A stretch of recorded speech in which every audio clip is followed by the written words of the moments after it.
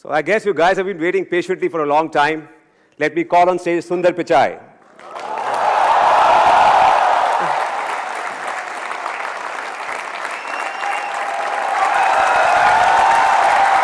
Welcome.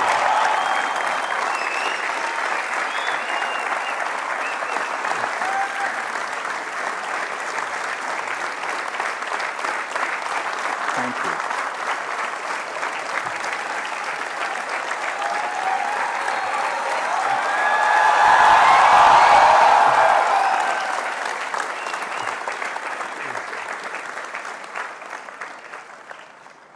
So welcome Sundar to IIT Karagpur. As you can see, you don't need much of an introduction here. You're a rock star on campus. We have over 3,500 students here in the amphitheater and outside. Hopefully they're not too Waiting for you warm. to hear It from looks you. hot there. Yeah. So tell us, how does it feel to be back at IIT Karagpur after 23 years? I mean, it is, last time I left, I was making my way to the train station. I was pretty sad to be leaving college. It was an amazing 4 years. I haven't been back since then, so it's extremely nostalgic. I had a chance to come and go back and see the hostel and the wing Beat Up West in Nehru Hall, where I stayed. And I can see there are a few Nehruites out there. It's been phenomenal to come back.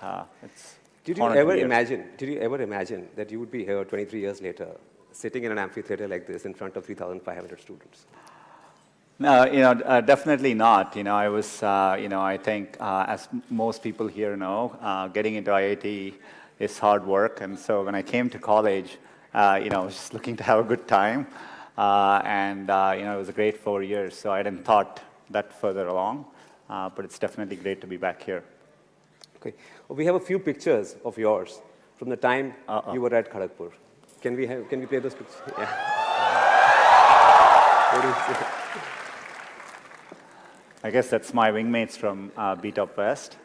We literally didn't have cameras or phones back then, so it was a pretty. We have very, very few photos from them. So yeah. And the second photograph, please. Do you remember this? I'm not fully sure which. Is it Harry's or Harry's? Yeah, there you go. It's a place where we all used to get together and eat, and so that's a picture from there. What was the mess food like at that time? One of the favorite questions. When the mess staff was great, but when I used to join, people would ask us to guess whether it was sambar or dal. Is that still the case? So that was quite an experience, and but they were great folks, and I'm glad they fed us for 4 years. Yeah. Can we have the third picture, please? So can you identify Sundar Pichai in this picture? Yeah. This is at this amphitheater. Yeah, I was sitting here. That was probably 25 years ago. Yeah. You wanted to ask a question. I don't know what was happening at the time, so I think we were just having fun. Do you remember the event? No, I don't. We're probably here for some performance, yeah. So. Yeah. So, you come across as this really humble, down-to-earth, nice guy. I'm sure you were a good student at Karagpur. But I'm sure there was another side to you as well. Right? Yeah. There is to every IITian. Did you ever bunk classes at IIT? The morning classes? Of course. I think it's the rite of passage of going through college. I had, I have to say I worked hard, but we did have our share of fun as well. Did you get ragged? It was pretty mellow. I definitely remember, when I started, hopefully it has gotten better by now. But we had a few things. I don't know whether you still have. At the time we used to have something called a CG change. I don't know whether you guys still do. It stands for center of gravity change. So you as a freshman, you lock your room and you go out and you come back. And the room doors aren't open, but everything inside your room has been rearranged. Wow. And they do it by putting sticks in and all your clothes. They've rearranged even the furniture. So it's quite a shock when you open your room door and you walk back in to see your entire room has been rearranged. So we That must have been crazy. I mean, as a freshman. Yeah, it was quite an experience. I don't think that was as bad as maybe a couple of weeks into being here. I came from South. I came from Chennai. I had learned Hindi in school, but I never spoke it much. Just listening to how people were speaking, I just thought you address people this way. So one day there was someone in the mess, and I had to call him. I called him Abe Saleh. That's how in my first couple of weeks, I thought you call people that way. It was quite, and next thing I know, the folks in the mess were quite upset, and I think they temporarily closed down the mess. Oh wow! So I wasn't very popular for that day. So you were responsible for the mess shutting down at IIT? Just for a moment, yeah, just for a moment.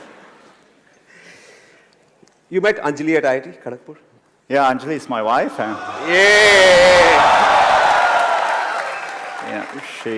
She was my classmate. She lived in. Do you still have? I hope you still have SN Hall. And it was the only girls' hostel then, and I hope there are a few more now. And it wasn't always easy if you had to go get someone at the girls' hostel, you had to walk in the front and request someone there to go call them, and so they would go in and loudly say, Anjali, Sundar is here for you. So it wasn't exactly a pleasant experience, but Does it still work like that, or you guys use technology? I guess it's moved on by now. Yeah. So, when we were on campus, there was no Google, and there was no internet. So how have things changed? You've come here after a long time. Do you see a difference between then and now?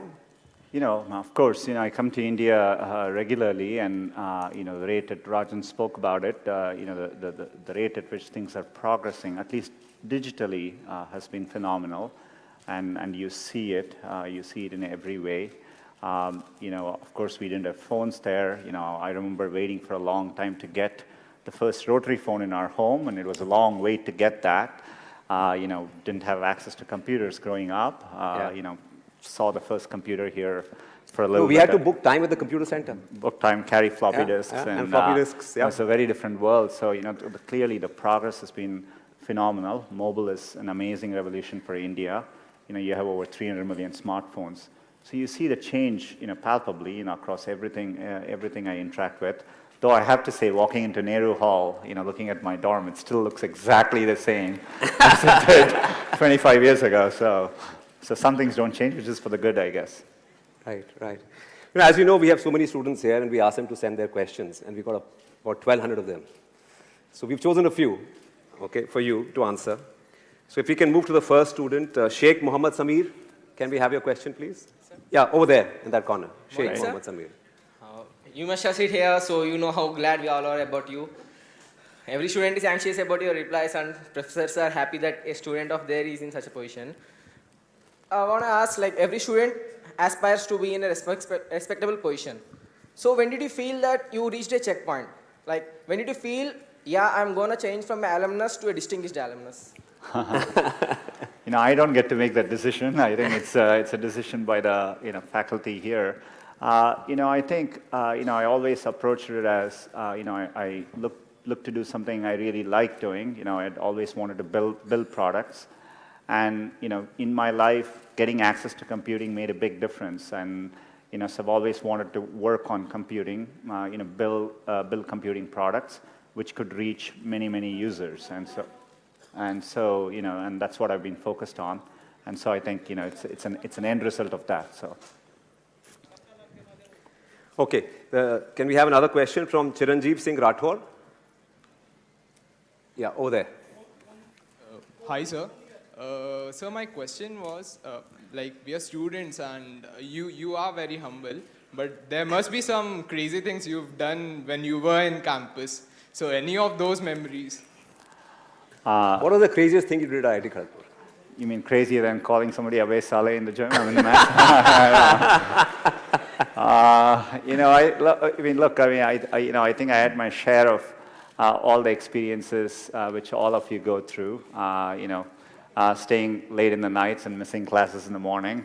But overall, we had a very, very good group of folks. Living in a campus like this, you come away from home far away for the first time. And my best memories are with my wingmates. You develop close friendships, and visiting this trip in Bangalore, I got to see a few of my old Karagpur classmates.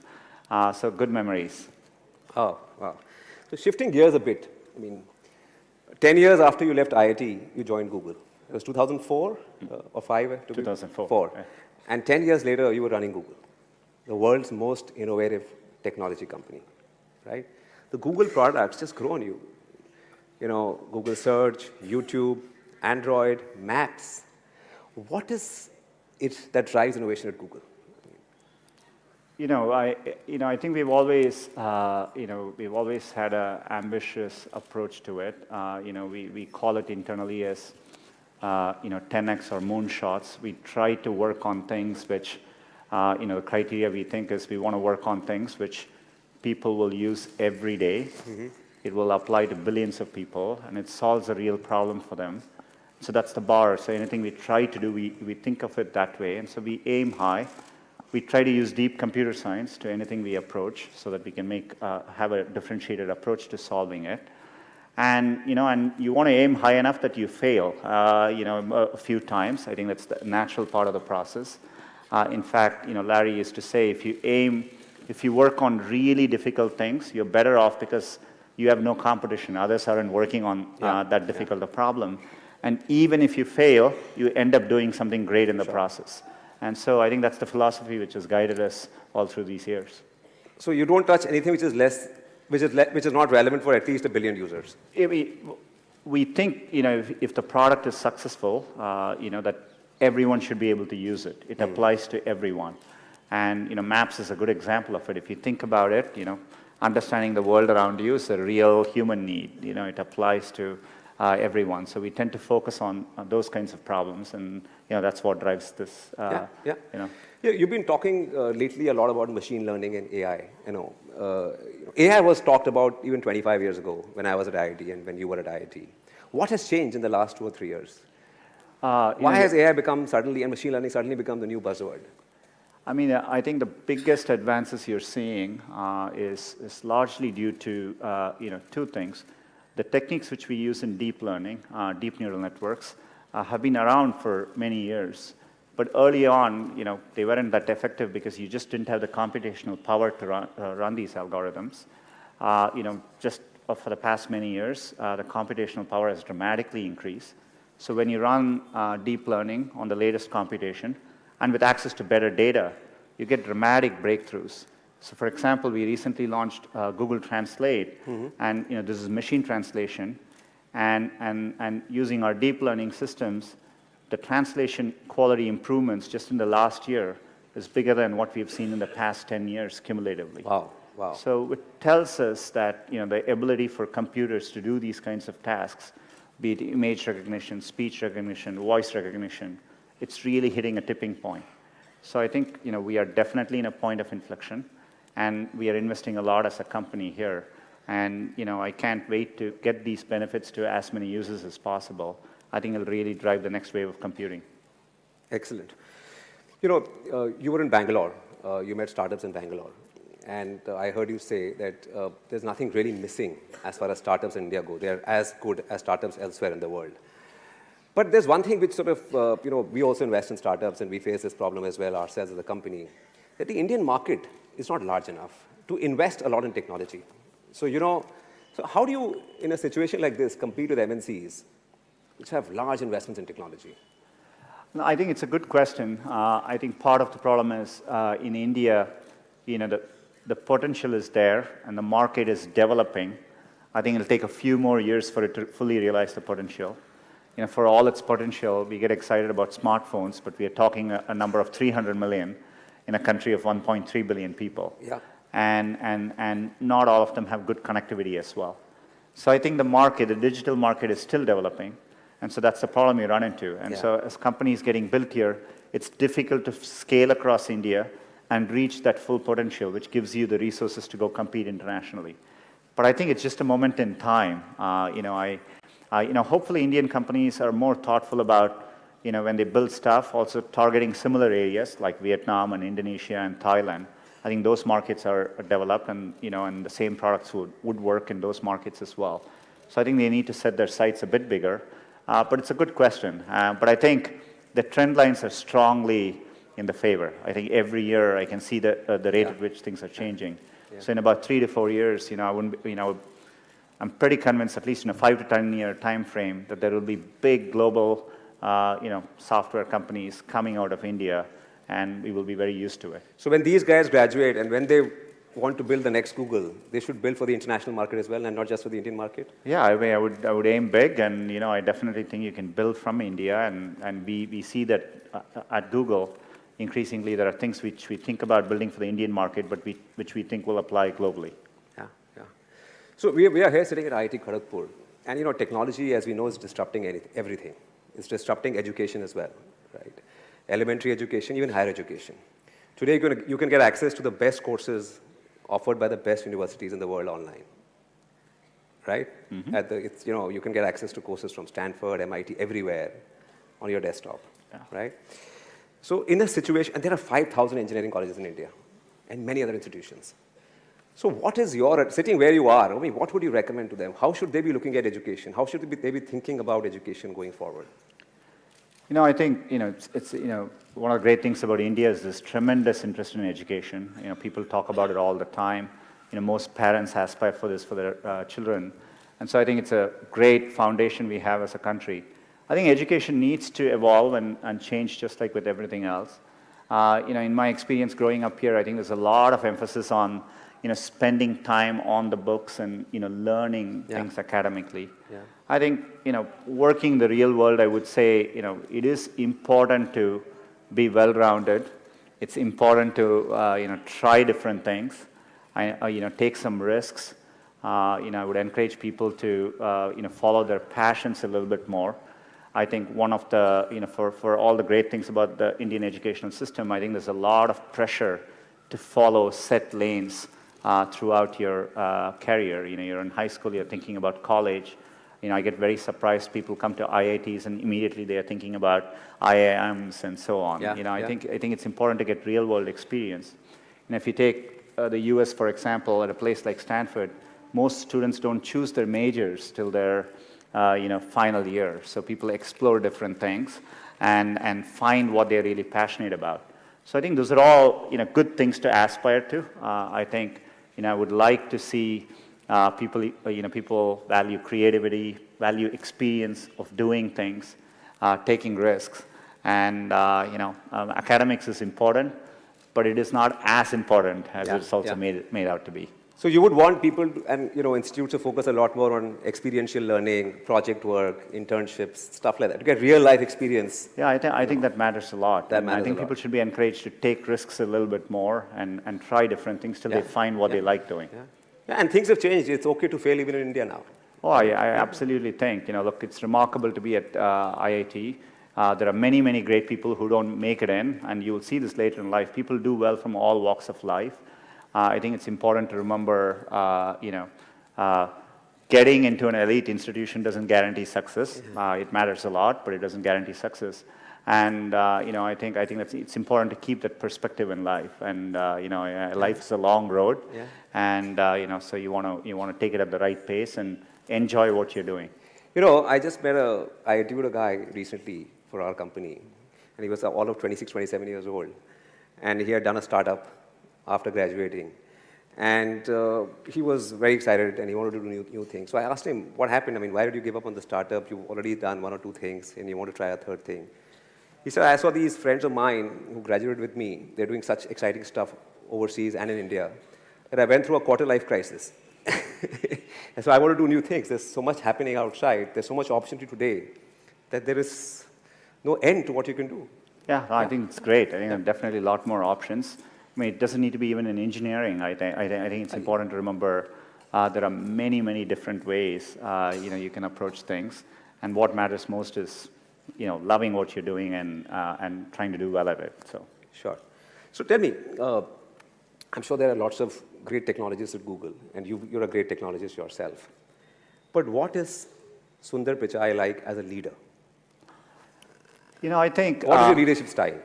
When you're trying to run something at the scale of Google, we have now over 60,000 people, and you rely on other strong leaders. I think a lot of what I do is, I have an outstanding leadership team.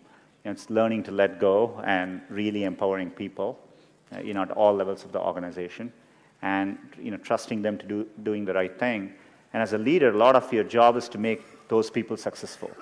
It's less about trying to be successful and more about making sure you have good people, and your work is to remove barriers, remove roadblocks for them, so that they can be successful in what they do. And so that's how I've always thought about it. I've also valued teamwork quite a bit.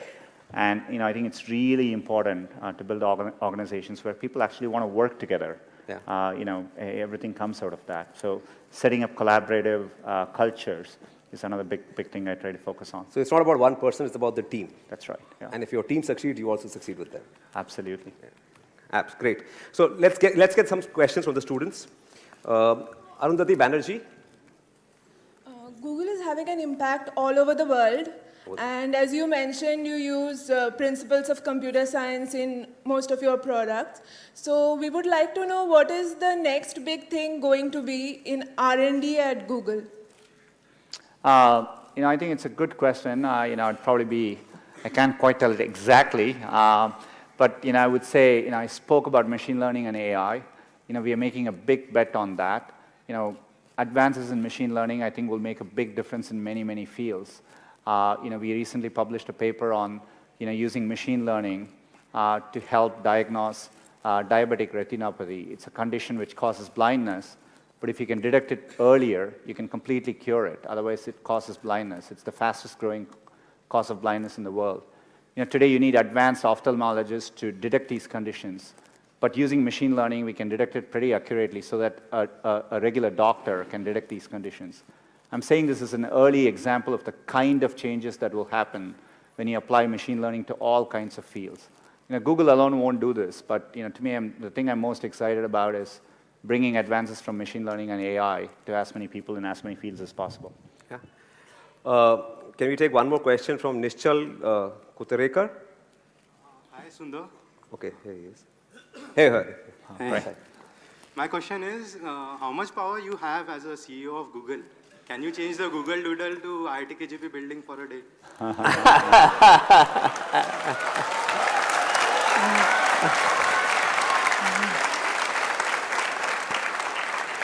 I'm going to send a message to the team.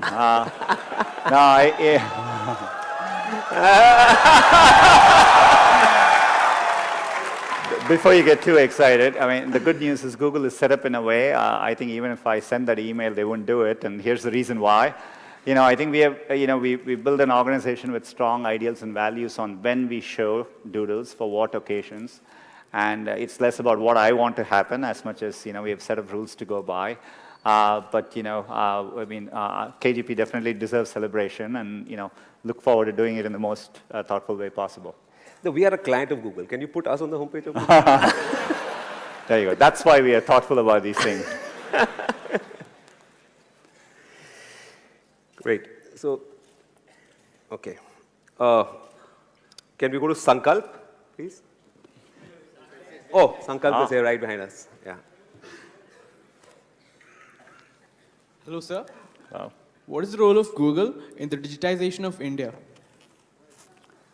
I think, it's very much with our, core to our mission statement. As I said earlier, we really try hard to build products that work for everyone in the world. Search works that way, and so, when we look at India, the main areas where we have really focused on is a few things. To really make a difference in India, you need to get Google working in as many languages as possible. English is only spoken by a small segment of the overall population. So just getting Google to work in other languages is a big focus. We've made progress today in Android with search. We support many languages, but we want to do all that better so that it works even in rural situations with the right dialects and so on. The second is improving, getting access for people. So, I would love to see cheaper smartphones, entry-level smartphones. I think to really, we need to bring the prices down even more, maybe at a $30 US level for India for entry-level smartphones. And connectivity is extraordinarily important. This is why, we've been working on the Wi-Fi project. We have connected 100 railway stations. I heard the Karagpur railway station has Wi-Fi.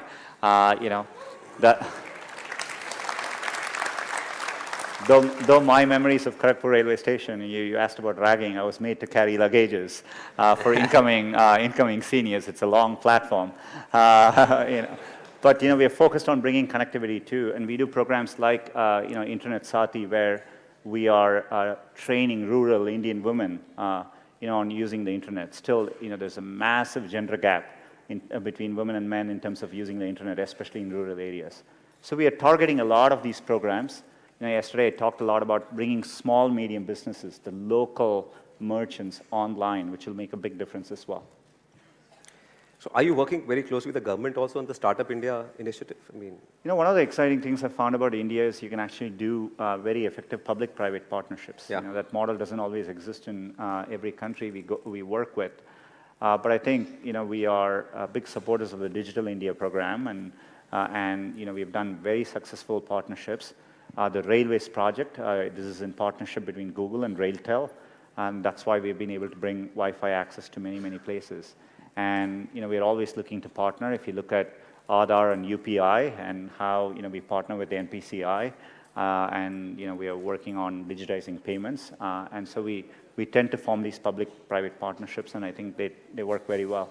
Yeah, great. So when do you think India will catch up with China on the digital front? Forget about everything else. I think the goal should be a bit different. I think I'm absolutely, with full certainty convinced that India will be a global player in the digital economy, and it'll be competitive with any country in the world.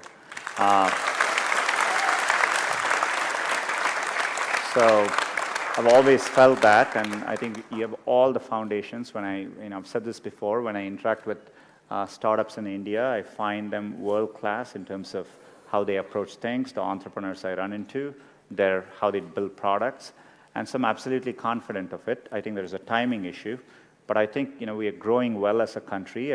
I think we need to stay at it, continue doing all these things, and it will take a few more years, and we'll get there. Right. So, for a lot of the students here, you are their role model. They idolize you, right? A lot of them would give a lot to be in your shoes.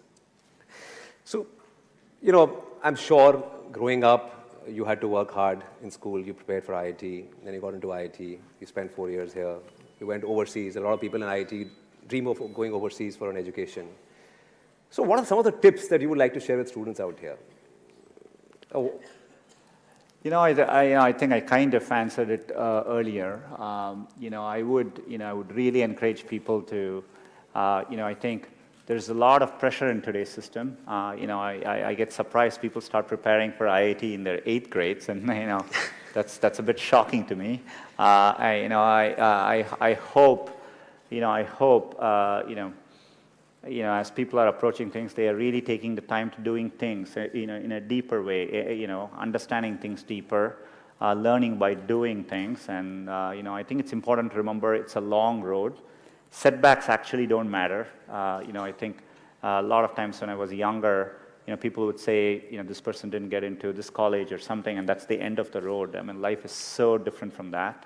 And so I think it's important to, keep your hopes, keep your dreams, and try to follow them. And, I think most of how life plays out is up to you, not up to what happens outside of you. And I think it's important to keep that in mind and take the long-term view.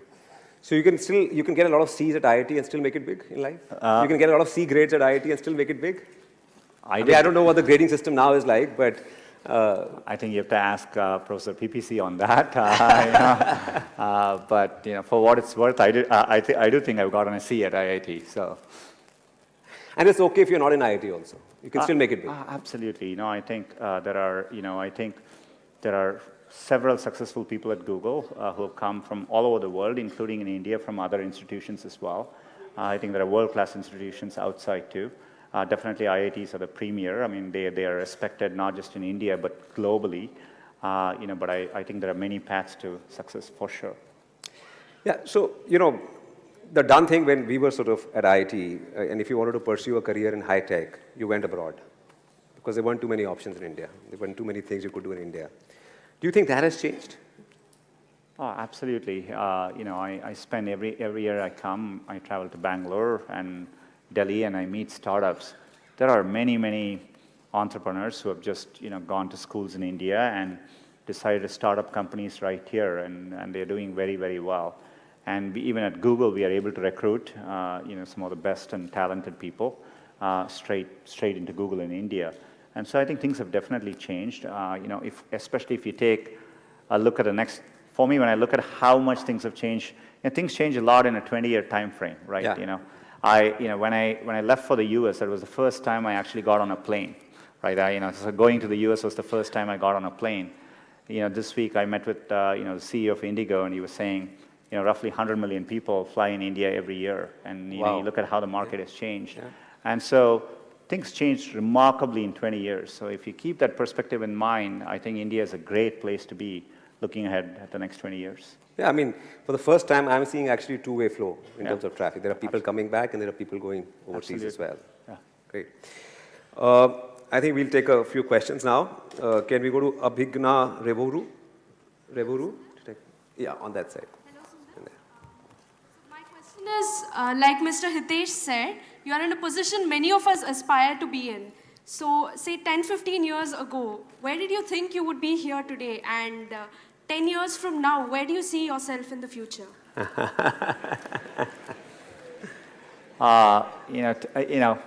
10-year shifts are really big. Just so you understand, in the 80s, mid-80s, personal computers came into being. 10 years later, the internet came into play.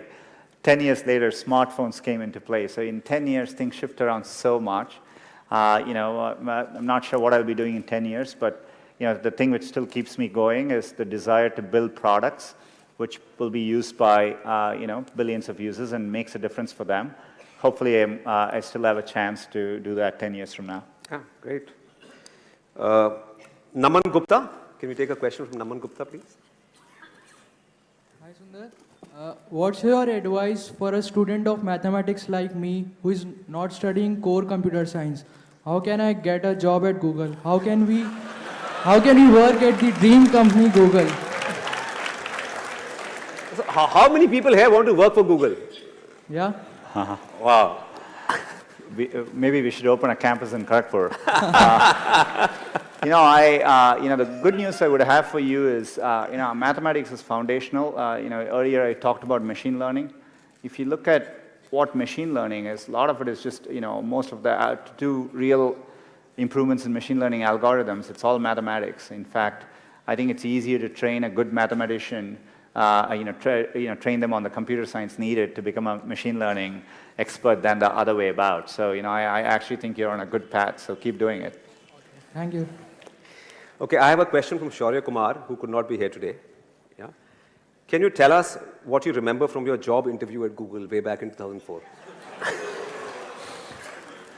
I interviewed at Google on April 1st, 2004, which is April Fool's Day. And Google had just announced Gmail, and it was invite only, and so but people weren't exactly sure whether it was an April Fool's joke. And so I remember doing my interviews during the day, and people kept asking me, "What do you think of Gmail?" But I hadn't had a chance to use it. I thought they were, it was an April Fool's joke. So my first 3 interviews, I couldn't answer it well because I didn't use the product. It was only in the 4th interview when someone asked me, "Have you seen Gmail?" I said no, and so he actually showed it to me. And then the 5th interviewer asked, "What do you think of Gmail?" And I was able to start answering it then. So the final 4 interviews, I actually told them about what I think of Gmail and how to improve Gmail. And that's my interview experience like. Somebody in the middle also took me to have ice cream in the middle, which showed me Google was a very, very different place as well. So that was how my interview process went. But is it true that everyone at that time was interviewed by Larry Page as well? I was one of the first people, I think, I joined Google when we were over 1,000 people. And Larry, just at that point, was the first time he had stopped interviewing people. Oh. So I still joke around that I got into Google because Larry didn't interview me. So. Great. Can we have a question from Beena Kumari? Hi Sundar, my Yeah. question for you is, having a major in metallurgical engineering, how did you endeavor follow your passion for computer science? It's a part which I was telling, it's a long road. I always enjoyed programming. I still remember learning Fortran, for those of you who know that language, at KGP here. And I always enjoyed programming, so I did that on the side, and that became something which I pursued, because I really enjoyed doing it. Yeah. Can we have a question from Ashish Dhiman, please? Ashish Dhiman? Okay, there at the back. Hello, sir. My question to you is, during your stay in KGP or Stanford, did you ever get that feeling of future insecurity? Like, will I be able to make it? Will I be able to stand out and make a place of my own? Basically, will I get a job? What did you do to cope up then? Look, when you work with really good people, what you just described is it's a natural feeling to have. There are definitely at times, I've worked with amazing people at Google. I've been in a room where I felt, look, these people are better than me at what they're doing. And, in fact, at Google, we talk about this for many, many new people. Sometimes they come into Google, and we have a phrase for this. We call this the imposter syndrome. People commonly say, well, I don't belong here because, people around me seem very, very good. And I think any elite institution, I'm sure it's true at IIT here, you're always surrounded by very good people, and I think there are moments when you feel what you just described. Yeah. I think it's natural.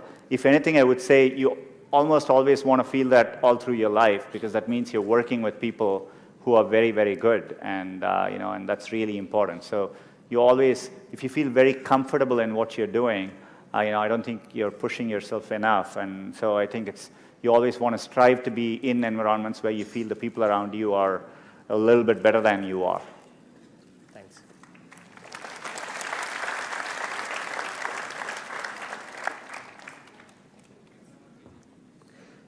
Is Somama Paul here? Yeah, okay. Hello, sir. Sir, my question was, being a first-year student, this question has always troubled me, that how can we make the most of the 4 or 5 years we spend in the campus, because there are so many activities and avenues we can actually engage ourselves in. Hopefully, I remember having a lot of free time, at least when I was at IIT. I guess things have changed. I wouldn't overthink it. The way I would answer these things is, I would do what feels something like you like spending time on, and I would use that as a yardstick and not feel the pressure to do what others are telling you to do, right? And so I think at least my solution, the way I dealt with these things, was try and feel what I really enjoy doing and pursue that. So hopefully that's the way to do it. The IITs are great at imparting technical skills to students. But when you go outside, you need some soft skills as well. So, and I remember during my time at IIT, we had to do a few courses in humanities as well to graduate. Yeah. But they were sort of looked down upon in some sense. This is not the hardcore macho stuff. So what is your feeling? What do you think? Should students be developing themselves holistically? Should they be spending time on stuff outside the core technical stuff to get a wider perspective? I think so. I think it's good. I regret not having done it more when I was here. But when you look at the cultural festivals which happen at IITs, or I'm not sure whether you still do the Diya festival during Diwali, and and so things like that are great to get involved in. Yeah. I think anything like that, doing more things and just getting a more well-rounded experience, I think actually makes a real difference. And to your point around even courses in humanities, writing is an important skill in life. Spending time learning how to write better, all those things end up mattering. Great. We'll now move on to what is called a rapid fire round. Have you seen Coffee with Karan ever? Here and there, on YouTube. Okay. Well, we won't put you in we'll put you in the hot seat, but we won't ask you very tough questions. Okay, great. Thank you. Okay, but in the interest of time, many of these questions are from students, but I'll sort of take them. So the first one is from Vishal Sharma. How do you spend your free time? Free time. Do you have free time? Definitely. I have young kids, so I try to spend it with them. I love watching cricket and soccer. If I get a chance, I do that too. So I try to stay in touch with friends and family. How old are the kids? 13 and 9. 13 and 9. Yeah. Okay, this one is a tricky one from Amol Sakhle. What was your GPA at IIT?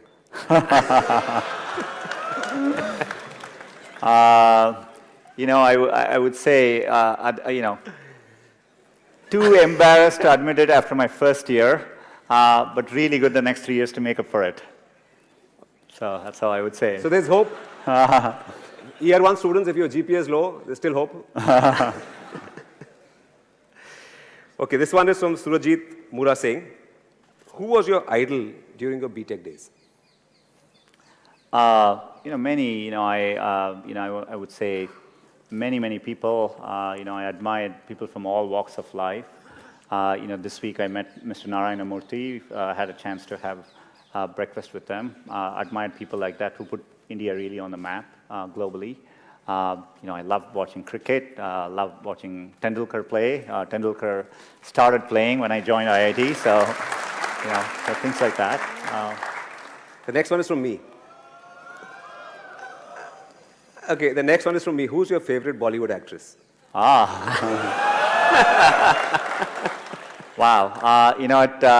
At Google, I had a chance to host and interview Deepika Padukone and Shah Rukh Khan. And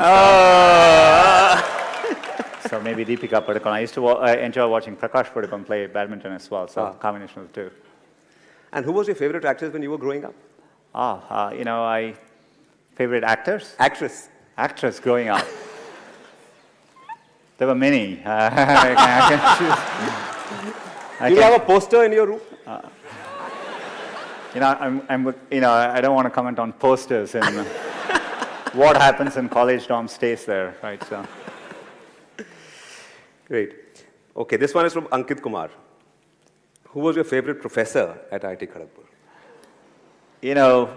There were quite a few. I think, Professor Roy from my department, Professor Indranil Manna, who is now at IIT Kanpur. They were two of my favorite professors. So. Yeah, great. This one is from Gaurav Malik. Do you still get calls from your college friends? I do.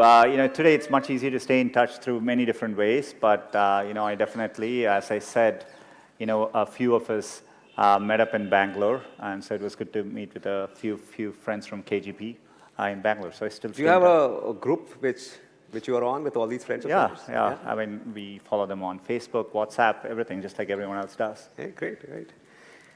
And this one is from Fahad Shaheen. How can I replace you at Google?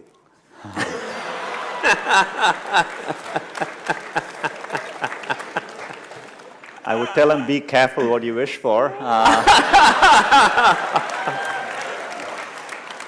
But happy to discuss this with him over a cup of chai. So. Right. And of course, you've been. I heard you say that Gavaskar was your favorite cricketer when you were growing up, and you used to listen to the commentary on radio. India versus West Indies. Yeah. Gavaskar used to score hundreds in the Windies against those fast bowlers. And of course, you mentioned Tendulkar as well, right? But who's your favorite cricketer today? Do you follow cricket? I follow cricket, and I don't get as much time as I used to, but they keep making the game shorter and shorter. So it gets easier to follow. I definitely follow cricket. Like with everyone here, I think watching Kohli through the last year has been incredible. So, I didn't think somebody could have an average above 50 in all forms of the game, Test cricket, one days, and T20. So it's been phenomenal to see. And were you a cricketer yourself? Did you play while you were at... And not very good. I couldn't even make it to the KGP team, so sorry. Okay, great. I think Sundar, it's been awesome talking to you. Thank you for taking the time out to be here with all these students. I'm sure they'll go back a lot more inspired. Okay? One last request. Can we have a selfie with everyone? Oh, absolutely. Well, thank you so much for taking the time and waiting here, and it's been a great day. Thank you. Okay. Okay. Is it okay? All right. I'll just click a few.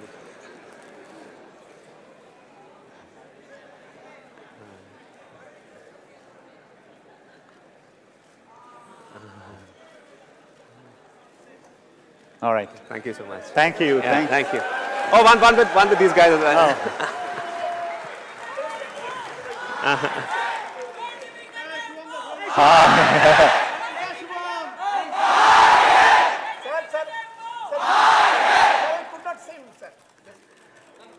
All right. Thank you, guys. Thank you so Thank you